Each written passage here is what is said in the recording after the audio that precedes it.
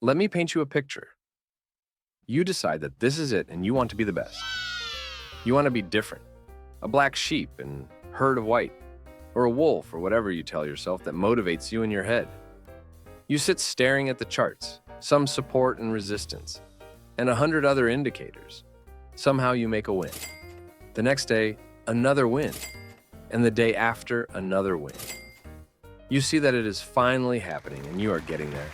You start imagining the what-ifs in your head or talking about it to your friends and getting really ahead of yourself.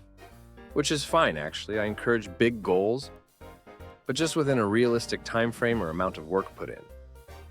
Anyway, another day comes, most probably the day after, and you sit. The greed creeps in. You increase the position size or you crank up the leverage to a 15 multiplier. Well, I hope we both see that. This is mistake number one. You have been trading for the 4th day in a row, so you aren't so as sharp as first, and, well, you are greedy to make that $500 into $1,000 as fast as possible, so that $1,000 could be $2,000 and so on.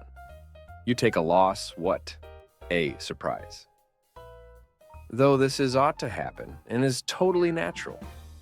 You think to yourself, I was at 500 and now at 480.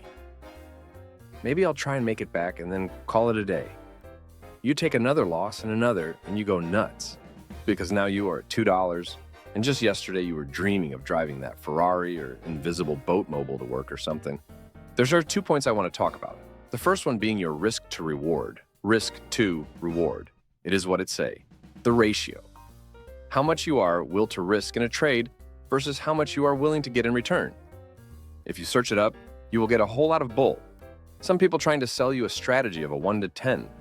And you coincidentally heard a YouTube channel say that to be profitable, you need to set a good risk to reward ratio. So you think, why not buy a course for $100 a month? Well, please don't. Here's an example. Let's say you are trading Bitcoin US dollar, and your strategy is to go with trend lines, meaning you look for a trend line. And once it breaks, you enter hoping for an opposing trend.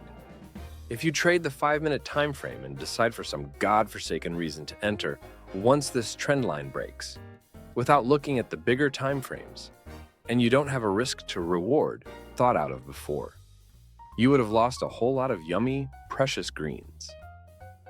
Now let's go back and look why you use risk to reward. Just for the sake of the example, we will use the 2 to 1. Meaning in each trade, depending on how much you are willing to risk. For this example, I am willing to risk $1 whole for an uncertain reward of $2. In this example, I would have only lost $1 with a set stop loss rather than the whole account. My account has $100 and I entered that trade and lost $1. If my win rate is as little as 40% and I take 100 trades, I will lose 60% of my trades. With our risk to reward, that would be $60. But the other 40% would still put us ahead, making us $80. Here's a quick view of a cool chart. The second topic I want to get to is that the market changes. The strategy you use now might not always work. And a good risk to reward is important at that times, because then you will know when to take a step back and try to figure out what next.